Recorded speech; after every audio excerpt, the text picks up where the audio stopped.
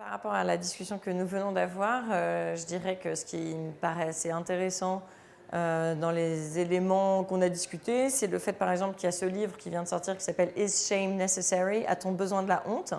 De la professeure Jennifer Jacquet de l'Université de New York et qui a montré en fait que dans les pratiques industrielles, il y avait les bons acteurs et les mauvais acteurs et puis une masse au milieu qui se positionne, qui est un petit peu comme ça indéterminée, et que les campagnes ONG ou publiques, citoyennes, même non orchestrées par une ONG, mais qui se mobilisaient sur les réseaux sociaux notamment, pouvaient faire bouger les marques et faire bouger les pratiques, notamment auprès de ceux qui sont déjà engagés dans des pratiques au moins d'amélioration, sinon déjà des bonnes pratiques ou carrément des pratiques exemplaires, et que c'était beaucoup plus difficile de faire bouger des marques ou des industries qui étaient elles impliquées dans des méthodes de production qui sont vraiment très impactantes. Parce qu'en fait, le chemin à parcourir pour devenir plus ou moins bon à l'aune de ce scrutin public, de ce regard du public sur leurs pratiques, il est tellement long, il est tellement difficile qu'en fait, elles sont découragées et elles se retrouvent complètement immunisées, on va dire, contre toute forme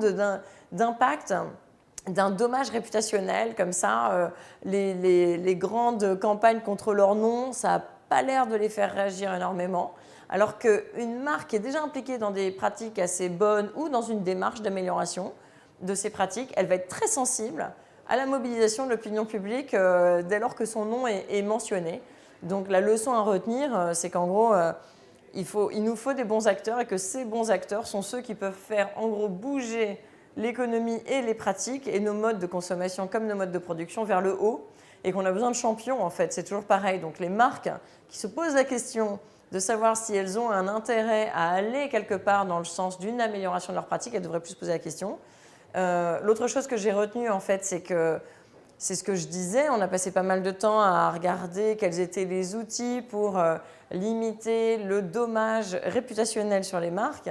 Et je pense que toute cette énergie en communication, en marketing, en stratégie autour des marques, eh bien moi j'aimerais voir de la sincérité au sein de ces marques, pour qu'elles aillent dans une réflexion qui serait qu'est-ce qu'on peut faire? Quelle est l'énergie qu'on doit allouer à une vraie amélioration de nos pratiques?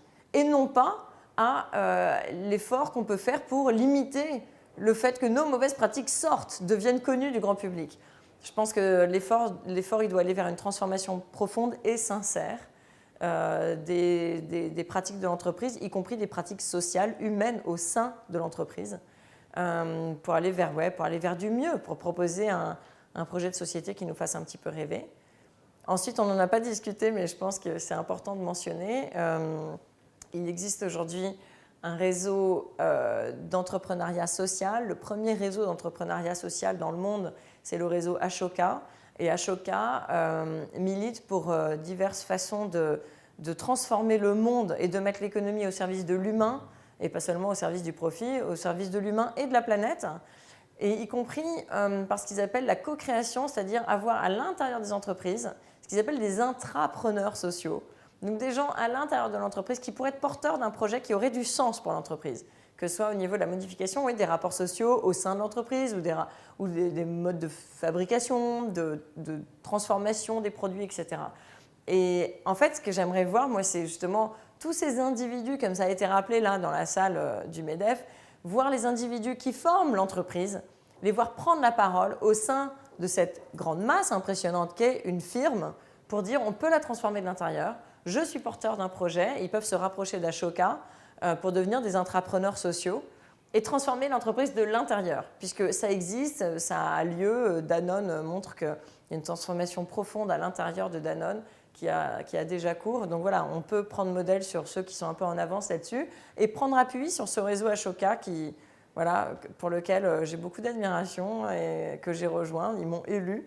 Et pour rejoindre ce réseau que je trouve transformant, en fait, absolument magique. Ce que je trouve frappant, en fait, si je devais retenir une seule chose de cette série d'entretiens, puisqu'il y avait plusieurs tables rondes, c'est quand même, en tout cas, il y a une unanimité sur le fait que les pouvoirs publics sont complètement discrédités. Bon, évidemment, on sort des élections qui ont quand même été un raz-de-marée pour le troisième parti de France maintenant, qui est le FN. Et en fait, la faute incombe quand même à ces deux grands partis mammouths qui ont perdu la confiance des Français pour toutes les bonnes raisons qu'on connaît. Et en fait, on est en crise de confiance démocratique profonde. Et en fait, je pense qu'on n'a pas encore pris la mesure des implications de cette crise de confiance dans nos institutions politiques et dans notre personnel politique.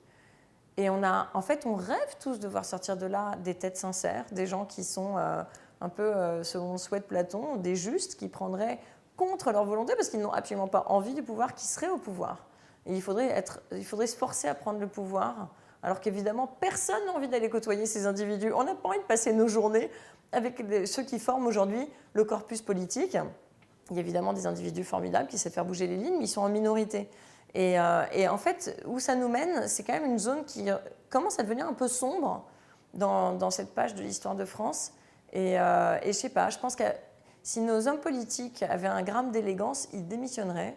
Globalement, ils diraient « changeons le mode de scrutin », parce qu'on a bien vu, il y a une étude de Slate.fr qui a résumé en fait toutes les études qui ont montré que sous différentes formes de scrutin, si on changeait les modes de scrutin, en France, on pourrait voir arriver à la présidence Bayrou, par exemple, qui serait plébiscité par les Français pour ses valeurs morales. Enfin, on voit bien qu'il y a un problème quand même entre ceux qui gardent et conservent le pouvoir, pour lesquels les outils politiques sont en place, et l'aspiration des citoyens. Et donc, il y a un tel décrochage, je ne sais pas où ça va se terminer, mais c'est vrai que cette inquiétude, elle est prégnante, elle était prégnante dans les tables rondes qui viennent de se dérouler. On ne sait pas où ça va, mais c'est plutôt mal parti. Donc voilà, je pense que ce qui serait vraiment élégant, c'est une démission du gouvernement pour appeler les citoyens à prendre le pouvoir et exprimer leur volonté profonde.